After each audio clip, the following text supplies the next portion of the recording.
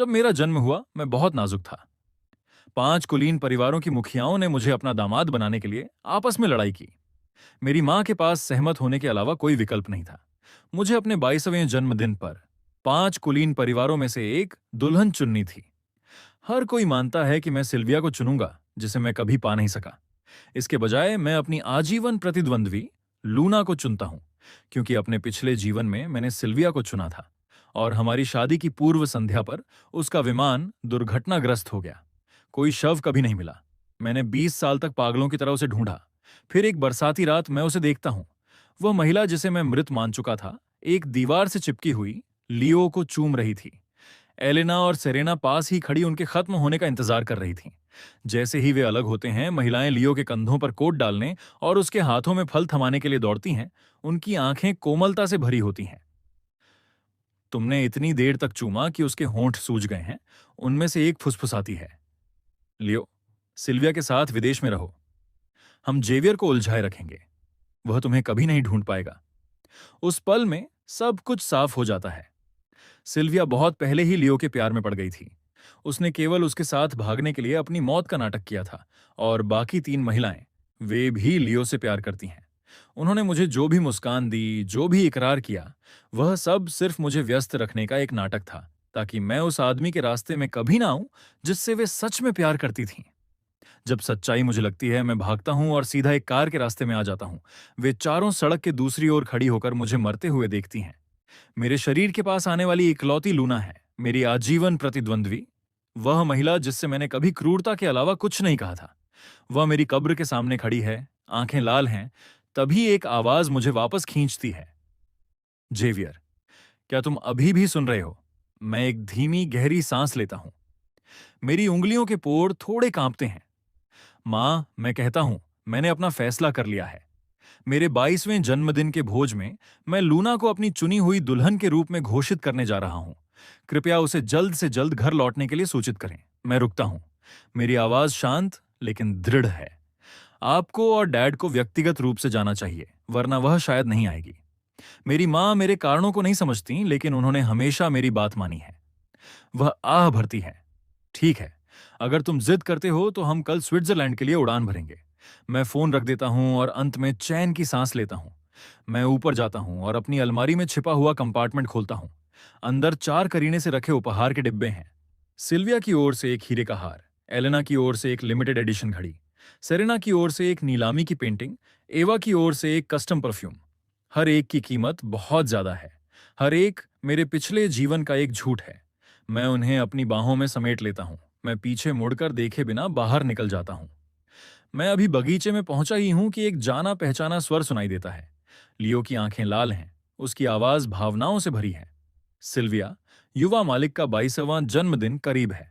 वह तुम्हें बहुत पसंद करता है। वह निश्चित रूप से तुम्हें ही चुनेगा। तुम जल्द ही किसी की पत्नी बनोगी। मैं तुम्हारे साथ यह जारी नहीं रख सकता। युवा मालिक ने मेरी शिक्षा का खर्च उठाया और उनकी पीठ पीछे, मैं तुम्हारा प्यार खुद के लिए ले रहा हूं। मैंने उनके साथ बहुत गलत किया है। वह अपना सिर झुका लेता है। उसकी आवाज लगभग खत्म हो जाती है। तुम देश के सबसे शक्तिशाली परिवारों में से एक की उत्तराधिकारी हो। मैं बस एक गरीब छात्र हूं, जो इस ई परिवार की दानशीलता के कारण स्कूल की पढ़ाई पूरी कर सका। हमारे बारे में भूल जाओ, सब कुछ भूल जाओ। मेरे कदम धीमे हो जाते हैं। कुछ ही दूर पर चारों महिलाएं लियो और सिल्विया के चारों ओर जमा हैं। उनके चेहरे के हाव भाव काले हैं।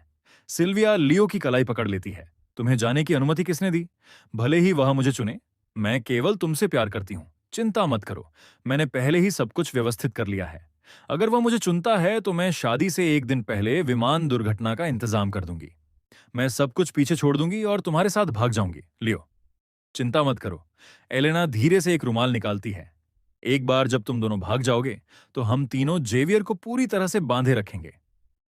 वह तुम्हें कभी नहीं ढूंढ पाएगा। सेरेना धीरे से हंसते हुए कहती है, यह सही है। बस शांति से सिल्विया के साथ जाओ। हमारे यहां होने पर तुम्हें डरने की कोई जरूरत नहीं है। एवा की आवाज गर्म है और लियो अपना होंठ काटता है। आंखें चमक रही हैं। अगर युवा मालिक को पता चला तो वह तबाह हो जाएगा। चारों महिलाएं एक साथ बोलती हैं, हमें सिर्फ तुम्हारी परवाह है। वह जिए या मरे, हमारे लिए उसका कोई मतलब नहीं है। मैं पेड़ के पीछे स्थिर खड़ा रहता हूं। एक अदृश्य हाथ मेरे दिल के चारों ओर बंद होकर उसे निचोड़ता हुआ महसूस होता है। हाँ, चाहे मैं जीऊं या मरूं, उनके लिए इसका कोई मतलब नहीं है। उन्होंने मेरे पिछले जीवन में यह साबित कर दिया था। मैं अपना चेहरा सपाट रखता हूं और उपहार के डिब्बों से भरी बाहें लेकर आगे बढ़ता हूं। मेरे जूते पत्थरों पर तेजी से टकराते हैं। युवा मालिक लियो का चेहरा पीला पड़ जाता है। वह मेरी ओर लपकता है। आप यहां क्या कर रहे हैं? मैं उसकी ओर नजर भी नहीं डालता। कचरा बाहर फेंक रहा हूं। मुझे मदद करने दें। वह बक्से लेने के लिए हाथ बढ़ाते हुए कहता है।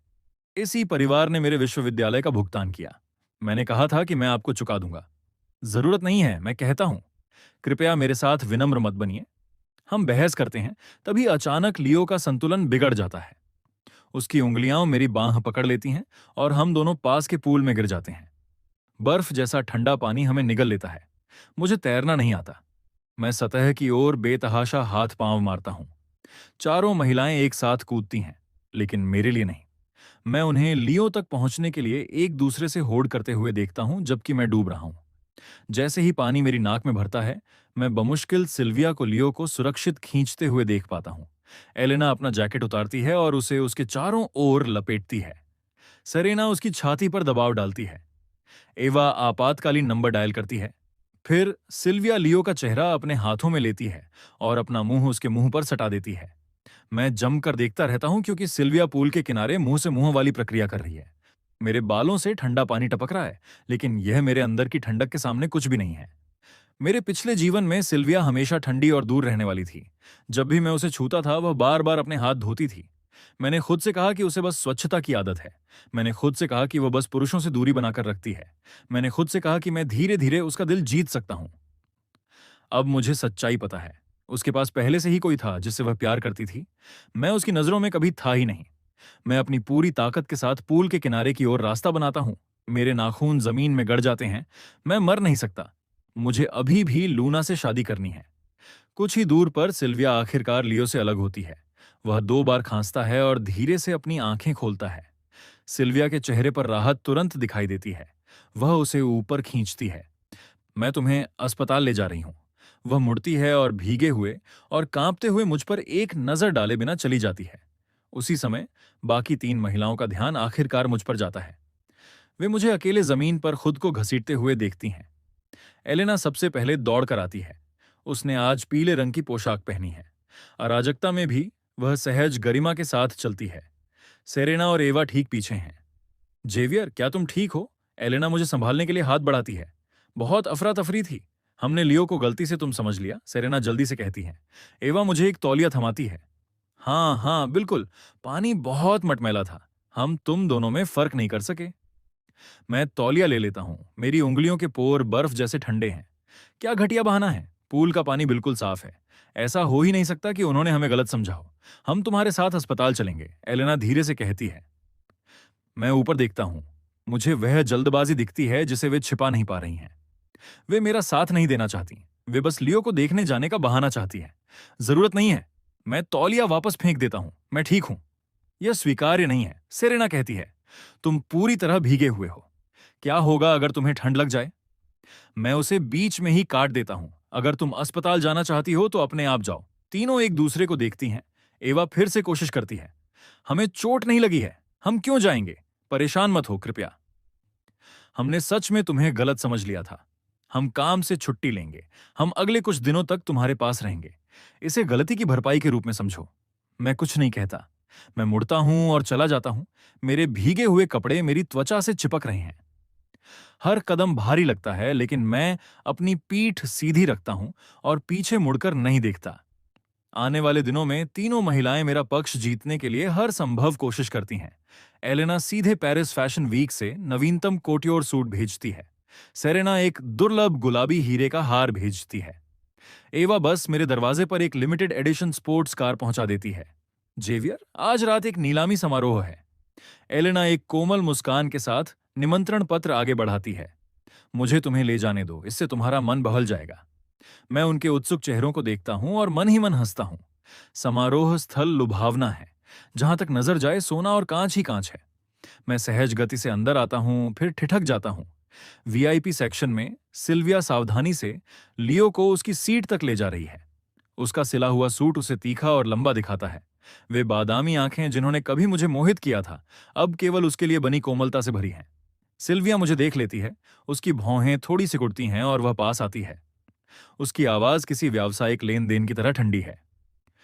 तुम्हारी माँ ने दुल्हन चुनने का जिक्र किया था, है ना? मैं उसकी दूर की नजर से मिलता हूं। मुझे पता है कि तुम मुझे पसंद करते हो, लेकिन मैं तुम्हें पसंद नहीं करती।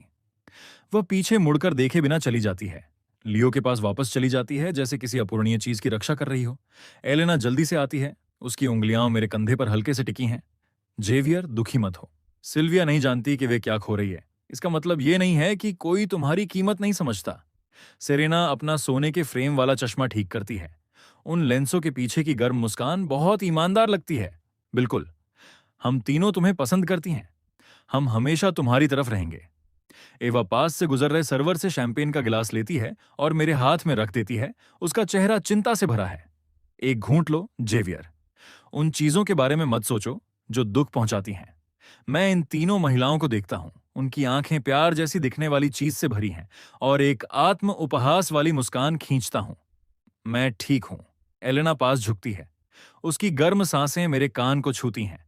लेकिन ईमानदारी से, जेवियर, तुमने सालों पहले लूना को देश से बाहर निकाल दिया था। अब तुम्हारे पास केवल 4 उम्मीदवार बचे हैं। तो तुम असल में हम में से किसे चुनने वाले हो? हम सब यह जानने के लिए मर रहे हैं। मैं कहने ही वाला हूं कि मुझे उनमें से कोई नहीं चाहिए, लेकिन निकलता यह है कि तुम्हें जल्द ही पता चल जाएगा। कमरा बेचैनी से भर जाता है। मैं बस अपने होंठ सिकोड़ता हूं। मेरे पिछले जीवन में मैंने पूरे 20 साल कष्ट सहे। उसकी तुलना में सस्पेंस के कुछ दिन कुछ भी नहीं है। नीलामी शुरू होने के बाद तीनों महिलाएं पूछती रहती हैं कि मुझे क्या पसंद आ रहा है। मैं हर बार अपना सिर हिला देता हूं। इस बीच सिल्विया हर उस चीज पर बोली लगाती है जिस पर लियो की नजर पड़ती है। एक हीरे का हार, एक प्राचीन पॉकेट घड़ी, एक जेड ब्रेसलेट। मैं एक त्वरित नजर से यह सब देखता हूं। यह अब मुझ में वैसा कुछ नहीं जगाता जैसा पहले जगाता था। मेरा दिल बिल्कुल स्थिर है। मैं आगे देखता हूं, चेहरे पर कोई भाव नहीं, जब तक कि शाम के अंतिम लॉट की घोषणा नहीं हो जाती। जैसे ही नीलाम करता लाल कपड़ा उठाता है, मेरी पुतलियां सिकुड़ जाती हैं। यह मेरे दिवंगत गुरु का अंतिम कार्य है। मिस्टी माउंटेन्स इन स्प्रिंग। कैनवास पर ब्रश के निशान तुरंत उनके अंतिम दिनों में उनके कमजोर हाथों की छवि वापस ले आते हैं। मेरी यादों में वह हमेशा गर्मजोशी से मेरा सिर थपथपाते थे और कहते थे, यह पेंटिंग मेरे पूरे जीवन का कार्य है। अब वह चले गए हैं। उनकी पत्नी हर दिन आंसुओं में बिताती हैं। अगर मैं यह पेंटिंग जीत सकता हूं तो शायद उन्हें कुछ सुकून मिले। 5 मिलियन। मैं बिना किसी हिचकिचाहट के अपना पैडल उठाता हूं। लियो अचानक सिल्विया की आस्तीन खींचता है। यह पेंटिंग बहुत खूबसूरत है। सिल्विया तुरंत अपना पैडल उठाती है। 10 मिलियन। मैं दांत पीसता हूं। 20 मिलियन। कीमत बढ़ती जाती है। पूरा हॉल शांत हो जाता है। मेरी आंखों के कोने से मैं एलेना, सेरेना और एवा को चुपचाप अपना पैडल नीचे करते हुए देखता हूं, क्योंकि लियो इसे हसरत से देख रहा था। कितनी विडंबना है। 10 मिनट से भी कम समय पहले उन्होंने कसम खाई थी कि वे मुझे वह सब कुछ खरीद कर देंगी जो मैं चाहता हूं। मेरी हथेली में मेरे नाखून चुभ रहे हैं। मैं फिर से अपना पैडल उठाता हूं। 50 मिलियन, 80 मिलियन, 100 मिलियन। अंत में सिल्विया जीत जाती है। जब वह भुगतान करने के लिए खड़ी होती है तो वे पीला चेहरा लिए खड़े मुझ पर एक नजर भी नहीं डालती। जेवियर, परेशान मत हो, एलेना जल्दी से कहती है। अगर तुम्हें यह पेंटिंग इतनी पसंद है तो मैं अभी बैकस्टेज जाऊंगी और देखूंगी कि क्या वहां कुछ ऐसा ही है। मैं उसे तुम्हारे लिए अभी ले आऊंगी। मैं भी, सेरेना तुरंत कहती है। मैं भी आऊंगी, एवा भी कहती है। मैं एक गहरी सांस लेता हूं। मैं अपनी छाती में उठती कड़वाहट की लहर को दबाता हूं और सीधा लियो की ओर चलता हूं, जो इन सब के बीच एक राजा की तरह खड़ा है। पेंटिंग की अपनी कीमत बताओ। मेरी आवाज डरावनी हद तक शांत है। लियो धीमी हंसी हंसता है। उसकी आंखों में संतुष्टि की एक चमक आती है। तो महान युवा मालिक को भी कभी कभी भीख मांगनी पड़ती है। वह मासूमियत के एक अभ्यस्त भाव के साथ अपनी पलकें झपकाते हुए अपना सिर झुकाता है। लेकिन पैसा ही सब कुछ नहीं है। मेरी अभी इस पेंटिंग को बेचने में कोई दिलचस्पी नहीं है। लेकिन अगर तुम सच में इसे चाहते हो तो अपने घुटनों पर बैठो और मुझसे भीख मांगो, और मैं इसे तुम्हें दे दूंगा। मेरी सांस थोड़ी अटकती है। यह चेहरा जो महिलाओं के सामने इतना नाजुक और असहाय होता है, मेरे सामने आते ही अभिमानी और नीच हो जाता है। यही कारण है कि मैं कभी लियो को बर्दाश्त नहीं कर पाया, न इस जीवन में और न ही पिछले जीवन में। मुझे अभी भी समझ नहीं आता कि वे उसमें क्या देखती हैं। मैं अपनी मुट्ठी भींचता हूं। मैंने कहा कि पैसा मुद्दा नहीं है, लेकिन मैं बस तुम्हें घुटने टेकते हुए देखना चाहता हूं। लियो की मुस्कान चमकती है। वह मुस्कान किसी ठंडी चीज से भरी है। वह मेरे ठीक सामने फ्रेम के दोनों सिरों को पकड़ता है और कैनवास को फाड़ देता है। कपड़े के फटने की आवाज सन्नाटे वाले हॉल को एक ब्लेड की तरह चीर देती है। एक पल में मेरे सिर में गुस्सा दौड़ जाता है। मैं अपना हाथ उठाता हूं और उसके चेहरे पर प्रहार करता हूं। अगले ही पल सिल्विया की आवाज गड़गड़ाहट की तरह गूंजती है। तुम्हें क्या लगता है तुम क्या कर रहे हो? लियो अपना चेहरा ढंकता है और रोता है। युवा मालिक को दोष न दें, यह मेरी गलती है। मुझे यहां आपके साथ नहीं आना चाहिए था। उसकी पतली उंगलियां सिल्विया की जैकेट के निचले हिस्से को पकड़ लेती हैं। उसकी आवाज बिल्कुल सही समय पर कांपती है। युवा मालिक आपको पसंद करते हैं। आपको मेरे लिए यह सब चीजें खरीदते हुए देखना, जाहिर है, यह उन्हें गुस्सा दिलाता है। अचानक लियो सिल्विया को धक्का देता है और पीछे लड़खड़ाता है। फिर मुझे पूरी तरह से गायब हो जाने दो। वह मुड़ता है और डरावनी गति से फर्श से छत तक वाली खिड़की की ओर खुद को उछाल देता है। लियो। सिल्विया की चीख हॉल को चीर देती है, लेकिन तब तक बहुत देर हो चुकी होती है। कांच के टूटने और गिरने की भारी आवाज मेरे कानों में बढ़ जाती है। मैं खिड़की की ओर भागता हूं। लियो नीचे खून के पोखर में पड़ा है, एक टूटी हुई तितली की तरह स्थिर, लेकिन उसके मुंह के कोने एक मुस्कान में मुड़ जाते हैं। उस व्यक्ति की मुस्कान जिसे वह मिल गया है, जो वह चाहता था। सिल्विया पूरी तरह आपा खो देती है। उसकी आंखें लाल हैं, क्योंकि वह लियो को खून से बाहर निकालती है। उसकी आवाज फटी हुई है। कोई उसे अस्पताल ले जाओ। वह मुझ पर अपनी नजरें ऐसे टिकाती है जैसे वह मुझे चीर देना चाहती हो। जेवियर, देखो, तुम बेहतर होगा प्रार्थना करो कि लियो ठीक हो जाए।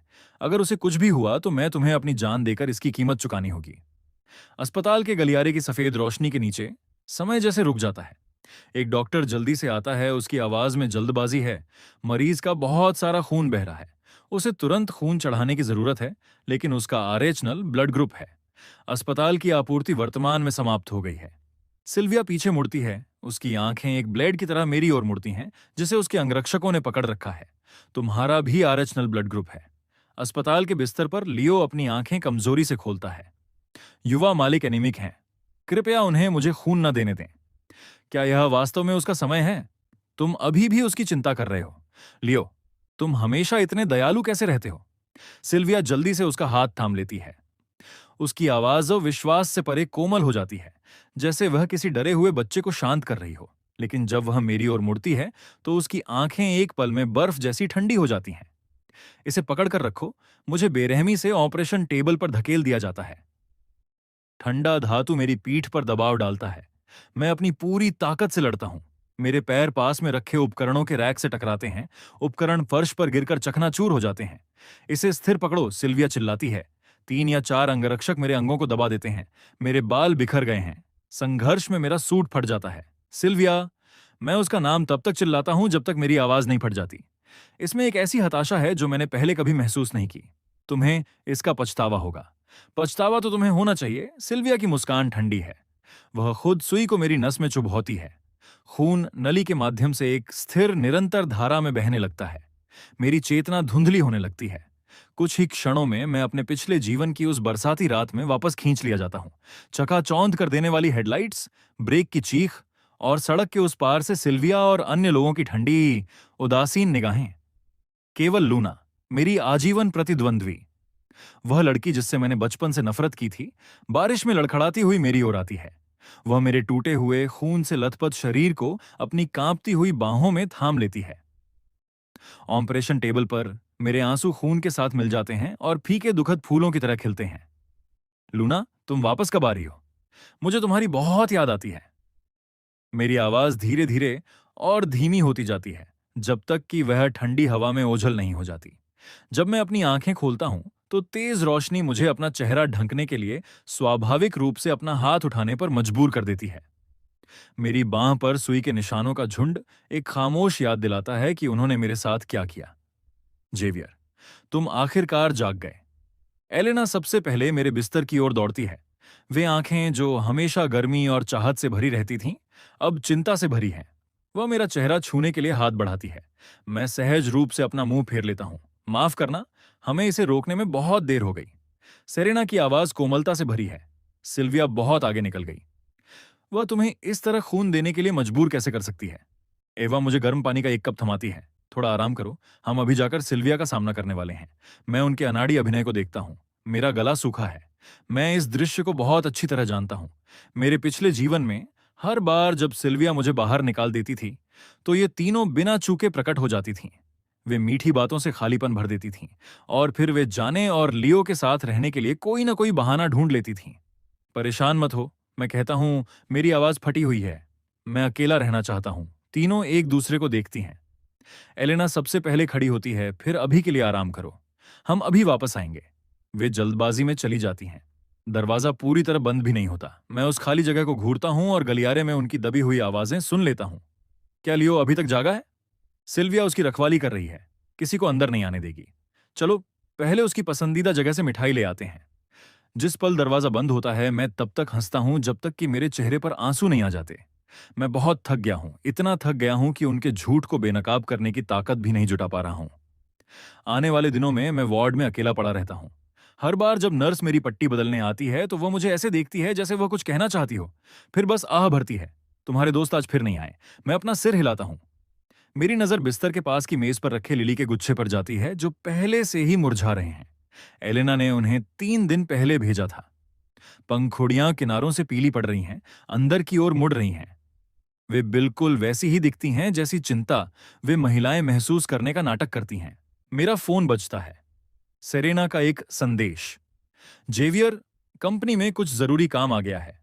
हमें कुछ समय के लिए विदेश जाना होगा। हमने तुम्हारी देखभाल के लिए सबसे अच्छे केयर टेकर का इंतजाम किया है। चिंता मत करो। फिर एवा का संदेश। हम तुम्हारे लिए एक उपहार लाएंगे। फिर एलेना, आराम करो। जब हम वापस आएंगे तो हम तुम्हें उसी फ्रेंच रेस्तरां में ले जाएंगे जो तुम्हें पसंद है। मैं अपना फोन एक तरफ फेंक देता हूं। मुझे फर्क नहीं पड़ता कि वे आते हैं या नहीं। जो चीज मैं बर्दाश्त नहीं कर पा रहा हूं वह है उनके द्वारा रखे गए केयरटेकर। विश्वास से परे, अनाड़ी और लापरवाह। मेरे हाथ पर खौलता हुआ पानी गिर जाता है। नली में खून वापस आने लगता है और कोई ध्यान नहीं देता। जब वे मेरी पट्टियां बदलते हैं तो वे जाली को इतनी जोर से खींचते हैं कि मैं कराह उठता हूं। अंत में मेरे घाव नहीं भरते। इसके बजाय मुझे नए जलने के निशान और ताजा चोटें मिलती हैं। मैं डिस्चार्ज ले रहा हूं। आखिरकार मैं अपनी सीमा तक पहुंच जाता हूं। तमाम विरोधों के बावजूद मैं अपने डिस्चार्ज पेपर पर खुद हस्ताक्षर करता हूं। उसी समय एलेना, सेरेना और एवा अपना तथाकथित कंपनी का काम खत्म करके ठीक उसी समय पहुंचती हैं जब मुझे बाहर ले जाया जा रहा होता है। जैसे ही हम वीआईपी वार्ड के पास से गुजरते हैं, आधे खुले दरवाजे से एक कोमल बातचीत सुनाई देती है। एक घूंट और सिल्विया की आवाज पूरी तरह से ममतामयी है। डॉक्टर ने कहा, तुम्हें और पोषण की जरूरत है। दरार से देखते हुए मेरे कदम धीमे हो जाते हैं। मैं सिल्विया को सावधानी से लियो के मुंह में सूप डालते हुए देखता हूं। उसकी लंबी पतली उंगलियां उस कोमलता के साथ चलती हैं जैसे कोई ऐसी चीज संभाल रही हो जो बिखर सकती है। पास से गुजरती एक नर्स अपनी सहकर्मी से फुसफुसाती है। उसने कई दिनों से उसका साथ नहीं छोड़ा है, यहां तक कि कंपनी की मीटिंग्स भी छोड़ दी हैं। इसे कहते हैं समर्पण। बिना सोचे समझे मेरी उंगलियां मेरे जैकेट के निचले हिस्से पर कस जाती हैं। एलेना तुरंत आगे बढ़ती है। उसका खूबसूरत चेहरा सहानुभूति से भर जाता है। दुखी मत हो। सिल्विया नहीं जानती कि उसके पास क्या है, लेकिन हम तुम्हें पसंद करते हैं। सेरेना की आवाज कोमल है। जन्मदिन के भोज में तुम हम तीनों में से किसी एक को चुन सकते हो। एवा भी पास झुकती है। हम तुम्हारे साथ सही व्यवहार करेंगे, हम वादा करते हैं। मैं एक शांत मुस्कान देता हूं, लेकिन मेरी आंखें बर्फ जैसी ठंडी हैं। मैं चुनना नहीं चाहता। मैं अपनी नजर धीरे से ऊपर उठाता हूं। हर शब्द सोच समझ कर निकलता है। तुम में से कोई भी नहीं, एक भी नहीं। तीनों एक दूसरे को देखती हैं। उनके होंठों पर वैसी ही लाड़ प्यार वाली मुस्कान आ जाती है। वे साफ तौर पर सोचती हैं कि यह सिर्फ एक लड़का है जो थोड़ा नखरे कर रहा है। एवा अचानक आगे झुकती है। जेवियर, इसके बारे में क्या ख्याल है? आज मौसम कितना अच्छा है। क्यों ना हम तुम्हारा मन बहलाने के लिए रॉयल इक्वेस्ट्रियन क्लब चलें? मैं बिना किसी भावना के अपना सिर हिलाता हूं। मैं नहीं जाना चाहता। ऐसे मत बनो। ताजा हवा तुम्हारे ठीक होने के लिए अच्छी है। एलेना मेरी बांह पकड़ती है और मुझे कार की ओर ले जाती है। चलो भी। रॉयल इक्वेस्ट्रियन क्लब हरा भरा और सुंदर है। हवा में ताजा घास की सुगंध है, लेकिन मुझे बस हड्डियों तक पहुंचने वाली एक ठंडक महसूस होती है। जेवियर, जाओ, एक घोड़ा चुनो और सवारी करो। सेरेना मुझे हेलमेट थमाते हुए कहती है। हम जाकर कुछ जलपान तैयार करते हैं। मैं बिना कुछ महसूस किए उसे ले लेता हूं। बिना सोचे समझे मैं एक शांत घोड़ी चुनता हूं। अभी मैं बस उन लोगों से दूर जाना चाहता हूं जो मेरा दम घोंटते हैं। घोड़ा हल्की दुल्की चाल चलने लगता है। हवा मेरे पास से गुजरती है। और एक पल के लिए मैं लगभग सब कुछ भूल सकता हूं। लेकिन जैसे ही मैं अपनी सतर्कता कम करता हूं, दूर से एक हंगामा मच जाता है। न जाने कहां से सैकड़ों घोड़े निकल आते हैं, सीधे मेरी ओर दौड़ते हुए। मैं घबराहट में अपने घोड़े को घुमाता हूं, लेकिन बहुत देर हो चुकी है। मैं अपनी पूरी ताकत से लगाम खींचता हूं। डरी हुई घोड़ी कोई प्रतिक्रिया नहीं देती। अफरा तफरी में मैं काठी से नीचे गिर जाता हूं और जमीन से टकराता हूं। पहला खुर मेरे पैर के निचले हिस्से पर पड़ता है। मुझे हड्डी टूटने की आवाज सुनाई देती है। फिर दूसरा खुर, तीसरा।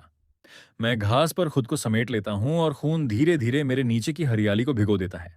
सब कुछ अंधेरा होने से ठीक पहले आखिरी पल में मैं दूर खड़ी तीन आकृतियों को देख पाता हूं, जो बिना हिले डुले देख रही हैं।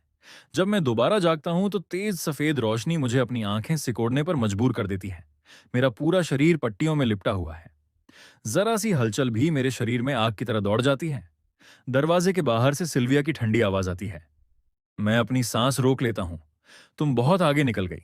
मैंने उससे केवल लियो को थोड़ा खून देने के लिए कहा था, लेकिन तुमने आगे बढ़कर केयर टेकर्स को उसे प्रताड़ित करने के लिए रिश्वत दी, और फिर तुमने जानबूझकर सैकड़ों घोड़ों को छोड़ दिया और उसे इस तरह कुचलवा दिया।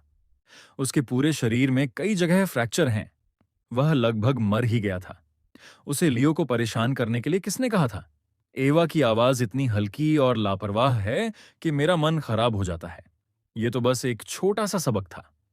हर दिन उसे पसंद करने का नाटक करना मुझे बीमार कर देता है। एलिना के शब्द जहरीले ब्लेड की तरह मेरे सीने में उतर जाते हैं। अगर लियो के लिए ना होता तो उसके साथ इस तरह का खेल खेलने का कष्ट कौन उठाता? मैं अपने निचले होंठ को जोर से दबाता हूं जब तक कि मुझे खून का स्वाद न मिल जाए। तो यह सब उन्हीं का किया धरा था। वह खौलता हुआ पानी, खून का वापस आना, यहां तक कि घोड़ों का हमला भी। हर एक चीज नियोजित थी, सब लियो का बदला लेने के लिए। मुझे समझ नहीं आता, भले ही वे मुझसे प्यार ना करती हों। हम साथ पले बड़े हैं। वे मेरे बाल संवारती थीं और मुझे अपना छोटा जेवियर कहती थीं। जब मैं बीमार होता था तो वे पूरी रात मेरे बिस्तर के पास रुकती थीं। वे मेरे जन्मदिन के लिए सरप्राइज प्लान करने में अपना दिल लगा देती थीं। और अब एक ऐसे आदमी के लिए जिसे वे केवल कुछ महीनों से जानती हैं, उन्होंने मुझे छिन्न भिन्न कर दिया है। मैं उस दरवाजे को तोड़कर बाहर निकलना चाहता हूं और जवाब मांगना चाहता हूं। मैं तब तक चिल्लाना चाहता हूं जब तक मेरा गला साथ न छोड़ दे, लेकिन दर्द की एक लहर मुझ पर छा जाती है। मैं फिर से अंधेरे में डूब जाता हूं। जब मैं दोबारा अपनी आंखें खोलता हूं तो मुझे अंदाजा नहीं होता कि कितना समय बीत चुका है। कमरा खाली है। केवल मेरे फोन की स्क्रीन की चमक दिख रही है। 3 अपठित संदेश। जेवियर, हमें बहुत अफसोस है। हम लापरवाह थे। हम तुम्हारी रक्षा करने में असफल रहे। हमें तुम्हारा सामना करने में बहुत शर्म आ रही है। हम इसकी भरपाई के लिए तुम्हारे लिए कुछ लाने के लिए रातों रात विदेश चले गए हैं। आराम करो और ठीक हो जाओ। हमारा इंतजार करो। तुम्हें जो चाहिए हमें बताओ और हम उसे लेकर आएंगे। मैं फोन नीचे रख देता हूं। मुझे कुछ महसूस नहीं होता। मुझ में चोट महसूस करने की ऊर्जा भी नहीं बची है। मैं उन्हें नहीं देखना चाहता। मैं उनकी खोखली चिंता का एक और शब्द नहीं सुनना चाहता। मैं बस यहां अकेला लेटना और ठीक होना चाहता हूं। लेकिन उस दिन दरवाजा धक्का देकर खोला जाता है। लियो अंदर आता है। उसके जूतों की आवाज फर्श पर गूंजती है। वह बिल्कुल स्वस्थ दिख रहा है। सिर से पैर तक पट्टियों में लिपटे हुए मेरे साथ उसका बिल्कुल विपरीत रूप है। सुना है तुम्हें बहुत बुरी चोट लगी है। उसकी खुशमिजाज आवाज उसके नीचे की क्रूरता को छिपाने की कोई कोशिश नहीं करती। सिल्विया हर दिन मेरे पास रहती है, मुझे अपने हाथों से खिलाती है, मुझे सोने के लिए मनाती है। वह मासूमियत के उस अभ्यस्त भाव के साथ अपना सिर झुकाता है। और यहां तुम हो, एक भी व्यक्ति मिलने नहीं आ रहा है। कितना दुखद है। मैं मुंह फेर लेता हूं। मैं उसे देख भी नहीं सकता। क्या तुम्हें मुझसे किसी मदद की जरूरत है? लियो अचानक हाथ बढ़ाता है और मेरे टूटे हुए पैर पर जोर से दबाता है। वह पीड़ा मुझे बिना सोचे उसे धक्का देने पर मजबूर कर देती है। वह लड़खड़ाता है और फर्श पर गिर जाता है। तुम्हारी हिम्मत कैसे हुई मुझे धक्का देने की? वह अपने पैरों पर खड़ा हो जाता है। वह खुद को झाड़ता है। सिल्विया मेरे साथ ऐसा व्यवहार करती है जैसे मैं दुनिया की सबसे कीमती चीज हूं। वह मुझे ऐसे पकड़ती है जैसे मैं टूट जाऊंगा। मुझे ऐसे पास रखती है जैसे मैं ओझल हो जाऊंगा।